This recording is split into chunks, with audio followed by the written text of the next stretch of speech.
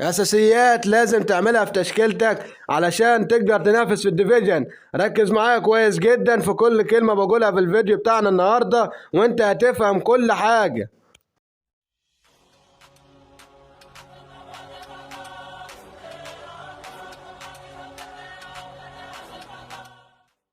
السلام عليكم ورحمة الله وبركاته.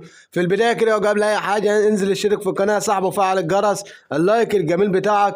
النهاردة يا جدعان أنا جايب لك شوية أساسيات لازم تعملها في تشكيلتك علشان تقدر تنافس في الديفيجن.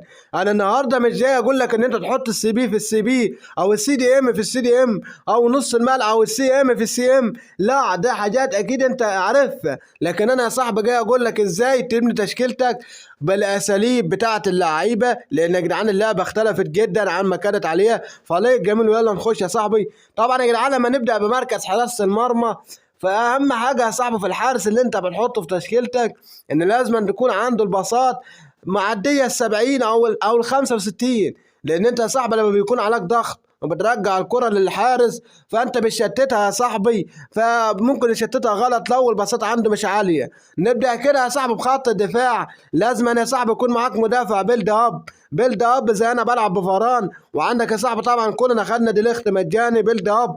البيلد اب ده يا صاحبي مهمته ان هو يا صاحبي بتكون البساطة عنده عالية، بتقدر تبني هجمتك من تحت. فيا جدعان لازم يكون في الدفاع بتاعك مدافع بيلد اب.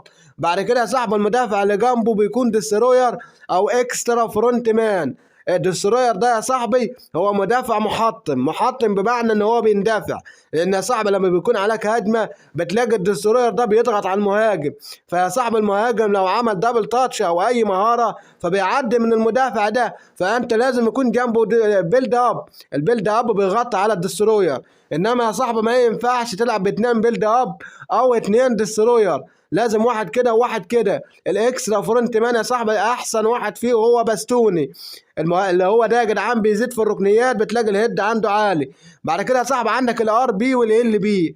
الار بي يا صاحبي لازم أن يكون معاك واحد دفاعي وواحد هجومي. طبعا يا جدعان انا بلعب بارنولد وبلعب بكانسيلو. كانسيلو ده يا جدعان ممكن تلعب بال بي ممكن تلعب بار بي، هو كارت كويس جدا يا جدعان. طبعا لو هنشرح على اساس خطه انا اللي قدامك دي، فانا بلعب بارنولد لان اللاعب اللي قدامه ار بي اصلا، فهي بيميل يا صاحبي للدفاع شويه، بتلاقيه ساقط شويه، فانا حاطط ارنولد هجومي.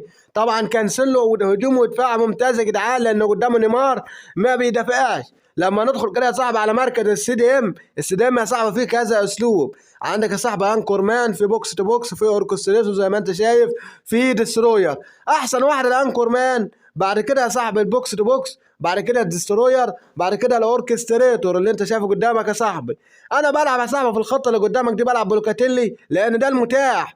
وخدنا طبعا يا جدعان لايمر اللي خدناه مجاني بيلعب برضه في المركز ده.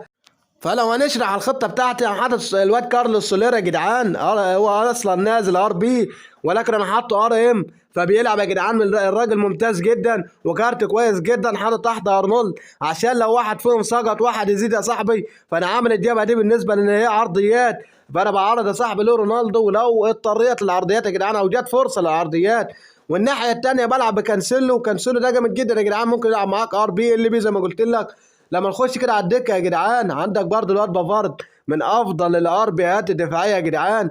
وطبعا يا جدعان يعني هي دي التشكيله بكل بساطه. لما نخش بقى يا جدعان على المركز اللي بعد كده وهو يا جدعان مركز صناعه اللعب. لو هنشرح على تشكيلتي صناعه اللعب يا جدعان انا حاطط فيها بيلينجهام زي ما انت شايف.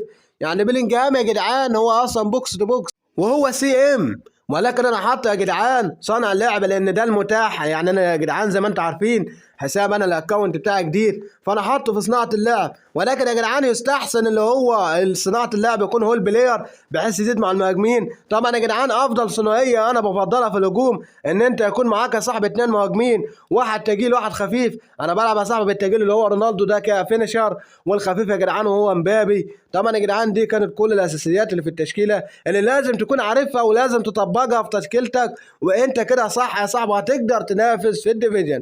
نخش بقى يا صاحبي على حاجه مهمه جدا وكل يا جدعان بيعملها وهي الدكه.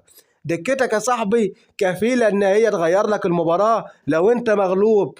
قادره ترجعه في الماتش وتكسب يا صاحبي. فالدكه دي حاجه مهمه جدا يا جدعان، لازم تهتم بيها. يعني انا يا جدعان بلاحظ ان الناس حاطط الدكه كلها هجوم وما بيحطش دفاع ولا نص ملعب. لازم يا صاحبي تشكيلتك كل مركز في التشكيله يكون له بديل بره في الدكه، لان انت هتحتاجه يا جدعان في الماتش. اللي زي ما قلت لك الدكه كفيله ان انت لو مغلوب تكسبك الماتش. فبس كده يا جدعان، دي كانت فكره الفيديو النهارده بكل بساطه. اشترك في القناه وفعل الجرس. لو محتاج اي حاجه اكتبها لي في الكومنتات. لو عجبك الفيديو طبعا يا جدعان اتمنى تدوس لايك واشترك في القناه. لو حاسس ان القناه ممكن تفيد غيرك شيرها له. محتاج اي حاجه اكتبها لي في الكومنتات زي ما قلت لك. اشوفك في فيديوهات تانيه كتير، والسلام عليكم ورحمه الله وبركاته.